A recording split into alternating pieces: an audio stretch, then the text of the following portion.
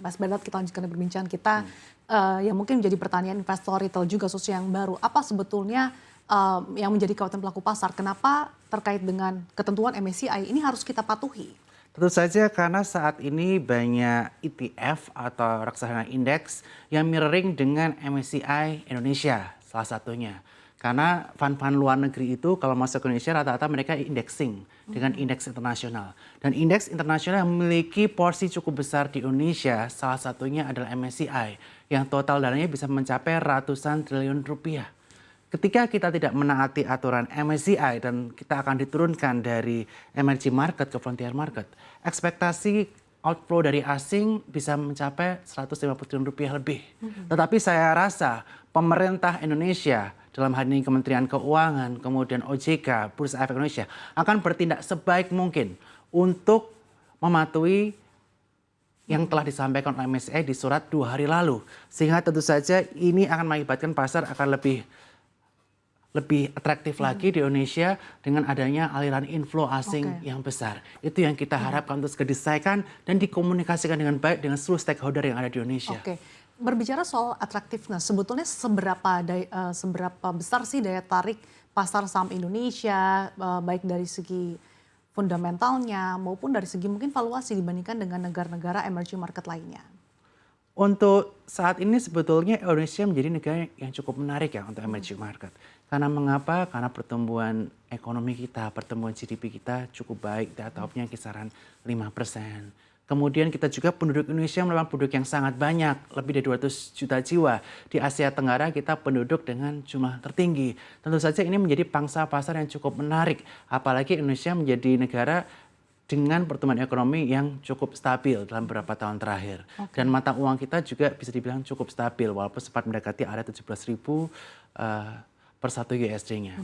Oleh karena itu tentu saja kita harapkan Indonesia akan terus strong, tidak hanya dari sisi real ekonomi, tapi capital market juga menarik investor asing untuk masuk ke Indonesia untuk ketahanan ekonomi kita dan ketahanan currency kita. Jadi sebetulnya daya tarik Indonesia ini masih cukup besar ya, tapi mungkin karena kekhawatiran tadi terkait dengan MSCI, makanya terjadi tekanan aksi jual. Yes, sebagai contoh, mungkin valuasi PE average di IHSG saat ini masih cukup murah, di kisaran area 13 sampai 14 kali PE. Dan saham-saham perbankan sendiri banyak yang valuasinya cukup murah, bahkan PE di bawah 10 kali. Sehingga Indonesia itu cukup atraktif sebetulnya.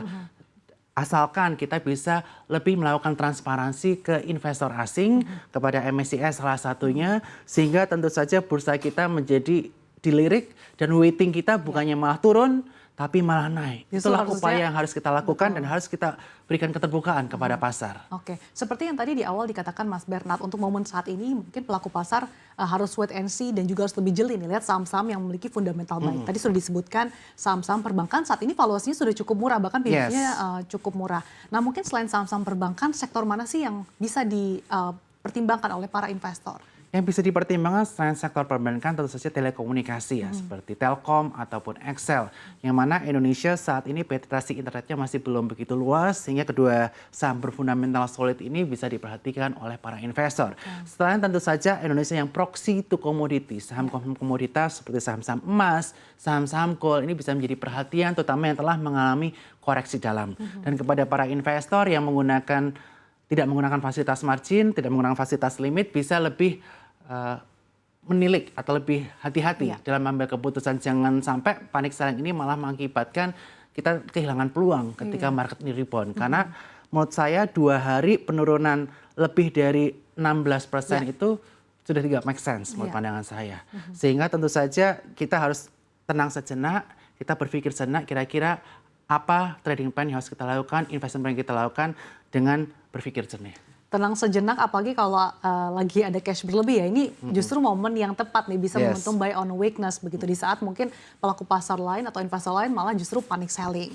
Nah tadi terkait dengan saham perbankan, saham telekomunikasi, sektor-sektor mana lagi sih, tadi kan sudah dikatakan saham-saham emas nih misalkan, tapi dengan pelemahan ataupun dengan peningkatan yang sudah cukup signifikan dalam beberapa waktu terakhir, apakah dengan diskon yang ada saat ini, investor yang mungkin belum masuk ini bisa pertimbangan juga untuk saham-saham emas? Untuk saham-saham emas tentu saja saya bisa bilang bisa pertimbangan, karena tentu saja banyak aktivitas panic selling yang sebenarnya tidak begitu berdampak dengan profitabilitas di perusahaan tersebut. Karena dengan harga emas yang menaikkan cukup signifikan, tentu saja ini akan berdampak terhadap revenue maupun profitabilitas dari perusahaan tersebut. Sehingga untuk saham-saham emas terutama yang tidak terdampak dengan MSCI seperti MDKA, emas, ARCI itu bisa menjadi perhatian para investor. Tapi sekali lagi, do your own research dan aktivitas jual beli ada di tangan nasabah. Disclaimer on ya. Disclaimer Kemudian kita di bulan depan juga akan masuki musim puasa, lebaran. Nah ini apakah mungkin saham-saham consumer juga sudah mulai bisa dilirik? Saham-saham consumer juga tentu saja bisa dilirik, terutama yang kaitannya mengenai kebutuhan mendasar masyarakat, terutama kalangan menengah ke bawah ya, karena masyarakat Indonesia sebagian besar di segmen tersebut, sehingga saham-saham seperti Mayora, kemudian saham-saham kaitannya mengenai poultry seperti Java, itu bisa diperhatikan. Tetapi untuk sementara, ya kalau bisa agak hindari dulu saham-saham kaitannya mengenai MSCI, tetapi buat investor yang lebih agresif, bisa manfaatkan untuk buy on weakness di saham-saham kaitan. Oke, mungkin terakhir singkat saja Mas Bernard, saat ini IHSG sudah menyentuh 7.600 dan saat ini telah dilakukan trading halt. Nah mungkin proyeksi Anda hingga penutupan perdagangan, apakah ada worst case misalkan menyentuh 15% atau ARB?